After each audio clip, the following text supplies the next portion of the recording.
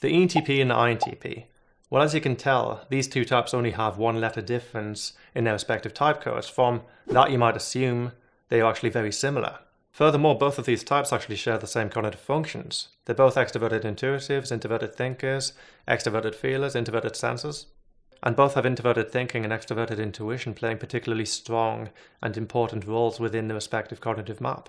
However, despite these apparent similarities, these two types are actually incredibly different to one another. And you only have to put an INTP and an ENTP together in the same room to notice how different these people are. And there is actually a good reason for this that can be demonstrated by the principles of convergence and divergence.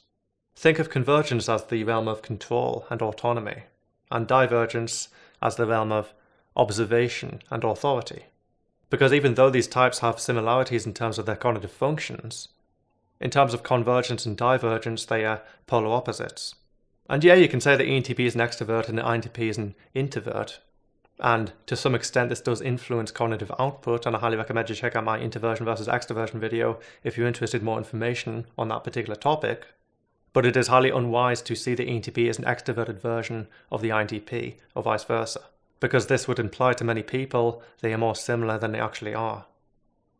So both of these types share extroverted feeling connected to extroverted intuition. Both of these types have a very broad perception of a social atmosphere, with the lens function of extroverted intuition being broad and perceptual.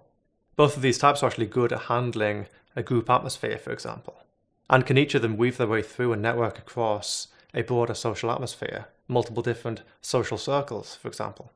However, this extroverted intuitive awareness of extroverted feeling data in the ENTP is convergent. This means the ENTP, particularly a more confident one, is no passive social observer.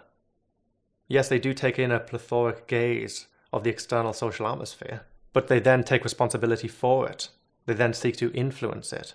And being a lens dominant, the ENTP actually prioritizes the novelty of the experience, the degree to which the experience is enriching, and therefore rather than just creating social harmony for its own sake, as would, for example, an ESFJ, being a codec dominant,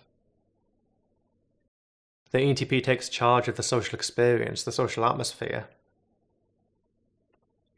in order to enhance their own experience as well as that of others.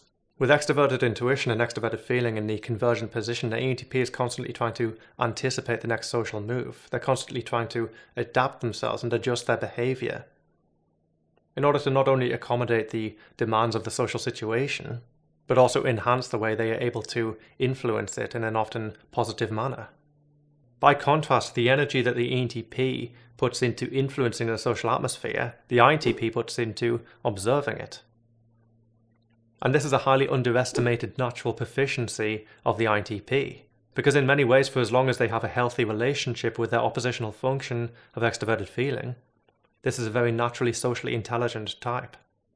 With the extroverted feeling and extroverted intuition of the INTP being much more divergent in nature, the INTP has a much more cautious and conservative approach to social situations. And while the type is known for short, intense bursts of social control, flipping on the axis to occupy a more extroverted feeling dominant perspective, most of the time the INTP is much more observational. They tend to abide by social nuance, abide by social law, and take much less risks in a social situation they are uncertain of. And while the INTP can of course be socially predictive, they tend not to place as much effort into doing so as the ENTP does. And there is of course one small caveat here. With extroverted feeling being the INTP's oppositional function, there is a tendency, particularly when the INTP is much more free-flowing, for this function to be suppressed. And while this is very unlikely around people the INTP does not fully know and trust, around those the INTP is more comfortable with, which might apply to almost everyone in a more virtual domain, for example, or should the INTP have sufficient anonymity, for example on the internet, the INTP can actually jump from their particularly non-virtual courtesy and politeness to someone almost oblivious to social consequence as they place all of their efforts and energies into either ascertaining a truth or even on some occasions experimenting with a social atmosphere just to satisfy a more detached curiosity. So to put all of that theoretical mumbo-jumbo into something more approximating real-life terms, let's be super original and say an INTP and an ENTP walk into a bar. Both of these types will be taking a very broad perspective of what's going on. They'll be trying to locate people they know and getting a general read on the social atmosphere. being as they are, extroverted intuitive, extroverted feelers. However, very soon after this initial social appraisal has taken place, the ENTP will proceed to jump into conversation with the nearest person they recognize. Let's say this ENTP is of average confidence, because, even a low confidence ENTP will still feel the need, the itch, if you like, to influence the social atmosphere in such a manner. Well, the ENTP wouldn't just be going through motions. They'll be employing a very refined, introverted thinking, introverted sensing social skill set in order to maximize the social experience of both themselves and the group they are interacting with. But the INTP at the moment is still holding back a bit. They are observing the ENTP and are actually noticing with a quiet amusement, if you like, that as the ENTP jumps from one group to another one, their demeanor, their behavior seems to change even dramatically in some instances alongside it. And let us say this ENTP in question is of a more extroverted variety. While this INTP, who is still standing back a little bit, still observing, is also beginning to notice that certain people are finding the ENTP's social presence a little overbearing or even intimidating. But because the ENTP is placing so much effort now into controlling the extroverted feeling scenario, they are less attuned in this moment to such social reaction. At this point, the INTP has got a general lay of the land. They've summoned various people up and they've decided who is worth conversing with. They find a person or group and proceed to enter the social exchange. While in comparison to the more bombastic ENTP, and of course I'm using extremes of either type in order to paint a better contrast, the INTP is significantly more socially cautious.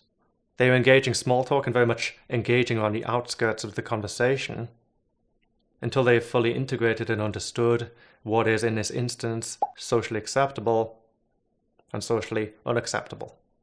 However, let us say the INTP then locates somebody who is an old friend. They are extremely comfortable around this person. Well, here there will be a sudden shift because the INTP no longer needs to abide by the extroverted feeling nuance that they were beforehand. And in this area where the INTP now feels comfortable, they are actually being much more socially outrageous than the ENTP ever was. But not as much for the sake of controlling the social situation, as much as just sharing ideas, unconstrained, sharing opinions, engaging in a level of banter. So within this scenario, you have the ENTP taking control of a social atmosphere, and the INTP holding back, very keenly observing the social atmosphere, but when in the company of a person they're fully comfortable with, almost dropping extroverted feeling entirely. But also in this scenario, the INTP is much more free-flowing with their sharing of ideas, their sharing of opinions, even in some instances debating, taking conflict in their stride, battering their conflicting opinion with that of another. And while this is not to say the ENTP will not be sharing their ideas and opinions and entering some kind of debate setting, they will still be taking responsibility for the extroverted feeling world, as opposed to the INTP, who in this instance is not even observing it, so focused as they are now on their primary dominant domain. And this leads neatly to the different ways in which these types engage their respective thinking functions. Both of these types have an introverted sensing lens connected to an introverted thinking codec, and are therefore perceiving with great precision very specific areas of their very concrete introverted thinking circuits. And so both of these types are actually quite meticulous and precise introverted thinkers. Neither of them tend to rush to grand generalizations and assumptions, and both types perceive logic in a concrete manner. However, the dominant functions of introverted thinking and introverted sensing in the INTP are convergent. And therefore, while of course the INTP does not like to make broad generalizations, they are still quite happy to form their own hypotheses, to form their own logical conjecture. Because the INTP takes responsibility for their introverted thinking. They are highly independent with their thought processes, and much prefer to go about things on their own way, on their own terms, to construct their own methodology. The INTP tends not to shy away from forming a strong opinion, and are very happy to spend a prolonged amount of time in their own head, entertaining different perspectives in order to find the truth on their own terms, in their own way. And in this sense, the INTP is a highly individualistic thinker. And this does contrast quite significantly with the ENTP, because while the ENTP's introverted thinking frameworks are oftentimes just as intricate, just as detailed as that of the INTP, they tend to be informed much more by the observation of logic than the creation of it. What do I mean by this? Well, since the introverted thinking, introverted sensing functions of the ENTP are more divergent in nature, the ENTP's convergent energies are instead spent on relating to pre-existing logic. While the ENTP can oftentimes synthesize different ideas together in order to come up with their own opinion, This is a type who is oftentimes more happy to defer to existing scientific literature, to defer to the opinions and insights of those they consider to be experts in any given field. And while of course both of these types are concrete thinkers, and therefore abide by concrete logic that is often backed up by evidence, the divergent observational nature of the ENTP's introverted thinking tends to abide by a pre-constructed framework, and unlike the INTP, they are not in a constant process of reformulation. It is not unusual for the ENTP to spend prolonged amounts of time constructing their own frameworks. But unlike the INTP, once the framework has been constructed, the ENTP will be less naturally willing to alter that framework on a level that goes beyond natural tinkering. So generally speaking, the INTP is the one who is more likely to be constantly reformulating their framework, whereas the framework of the ENTP will be much more of an authority driving their social output. And this allows for a certain level of adaptability from the INTP. By comparison, the ENTP's framework is much more unchanging. And while that can make it less adaptable, it can also make it much more consistent and reliable. So generally speaking, the INTP is quite logically adaptable, and they can happily change their frameworks on the fly. By comparison, the frameworks of the ENTP are much more hard-coded. But because they are so hard-coded and less potentially adaptable than that of the INTP, they are also highly consistent and reliable. But an INTP can be more consistent to the degree to which they can use their thinking more divergently, and conversely, the frameworks of the ENTP can be much more changing and adaptable, and less even compartmentalized, relative to the degree to which they can swivel on their axis in order to take responsibility for the frameworks in question. And on that note, it is important to mention, since they are both introverted sensing, introverted thinkers, their thinking style can be highly compartmental, with the types having different hobbies and interests that don't necessarily synergize with one another. However, since the INTP is much more convergent in their frameworking, it is not unusual for the INTP to be more singular in their expertise, and the ENTP is the extroverted intuitive dominant in this equation, to be constantly juggling different areas of interest alongside each other,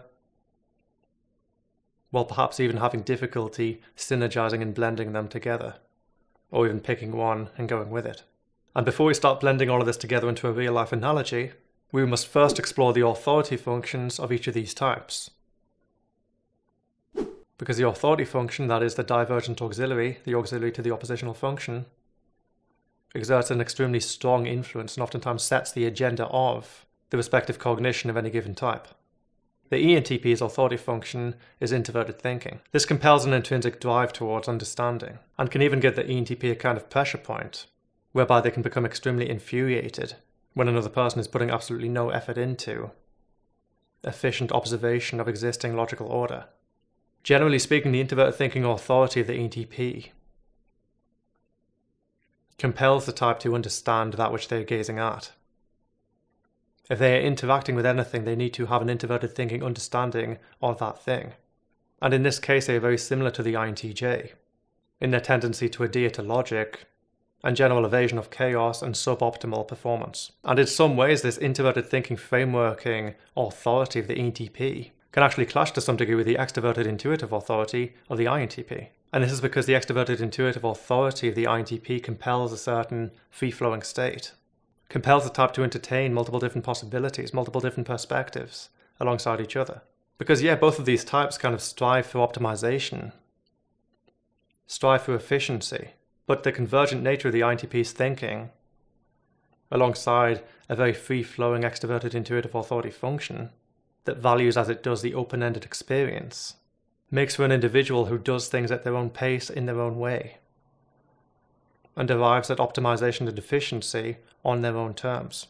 So let's fit all of that together into real-world terms. Let's say the ENTP and the INTP are, say, doing a game together. It might be a board game, it might be a video game, what have you. But let's say for the sake of argument, it's got a fairly complicated rule set.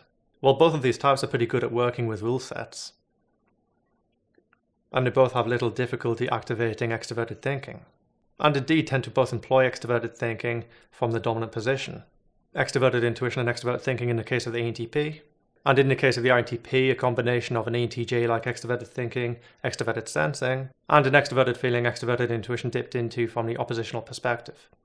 Well, the ENTP in this scenario is actually uptaking the information, understanding the rule set very quickly. They are seeing all of the different building blocks, or adjusting parameters for their own framework, and eventually they'll get around to putting it all together into a single cohesive understanding of the system as a whole. The TI authority function of the ENTP is compelling them to understand the logic very quickly because they do not want to interact with that which they do not understand. All the while their possessive convergent auxiliary of extroverted feeling, making them hyper-aware of how other people are perceiving them and not to appear on any level incompetent in the eyes of the INTP. The INTP, on the other hand, while they have an equal aptitude for understanding the system involved, are very much going at their own pace by comparison. All the while the extroverted intuitive authority function, and indeed the unconscious introverted intuition that operates underneath it, feeds the INTP different ideas to be entertained singularly under the microscope of introverted sensing. And therefore in this scenario the ENTP might be becoming increasingly aggravated by the INTP's more leisurely pace and general aversion to that kind of instant optimization. All the while the INTP might feel like the ENTP is imposing upon their freedom, and not really understand the competitive atmosphere the ENTP seems to be instigating by, say, in this scenario, the ENTPs need to appear competent. And it may very well be that the INTP would prefer to go away and understand the system on their own terms, and have the game another time when they have acquired a more individualized mastery over the subject matter. And now that we have explored what could be considered the bread and butter of each of these types, it is now time to explore the more unconscious functions. Well, a type's dominant functions aren't actually as static as many systems might make them out to be. They are in fact rather fluid. And generally the greatest amount of cognitive fluidity is enjoyed from the perspective of the dominant function. And this means that the dominant function of any given type can actually seamlessly dip into its natural opposite. And this natural opposite in the case of the ENTP is extroverted sensing. And therefore the ENTP oftentimes has very little difficulty really locking onto the tangible here and now, experiencing life in a very concrete manner. And since this extroverted sensing employment is primarily from the position of the dominant stack, there is also a certain natural ego relation to tangible concrete experiences in the first place. And yeah, this means the ENTP oftentimes has a very high awareness and high attunement to the tangible concrete external world. And at times they can even appear like extroverted sensing dominants. And since again this is from a dominant position, they are happy to make the experiences for themselves. They are happy to exert control over the tangible concrete moment. And this is quite a contrast to the INTP because this type has extroverted sensing in the most naturally unconscious state. And there is a good reason for this. You see, the extroverted intuitive authority function of the INTP exerts a high degree of natural cognitive magnetism. And it is this magnetism that pulls the INTP away from extroverted intuition's natural opposite, extroverted sensing.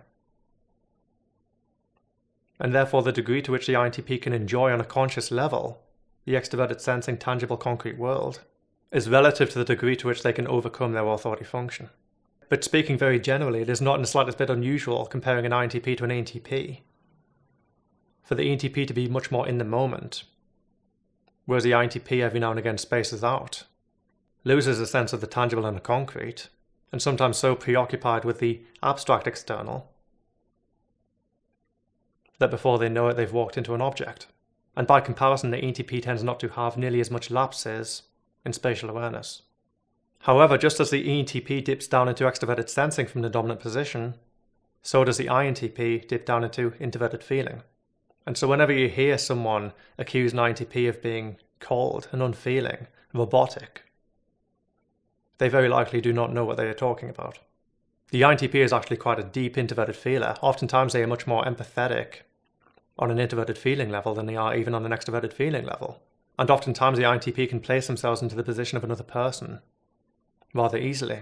And most INTPs will be very aware of who they are, very aware of what their values are. And while they are often happy for their identity to be more subliminally informed by other people, generally their conscious introverted feeling activated from a convergent position makes this type highly independent in their identity formation. And this contrasts quite significantly with the ENTP, who has their introverted feeling being the natural opposite of their introverted thinking authority function in a naturally highly unconscious state. And of course, a function being unconscious does not mean it is not there.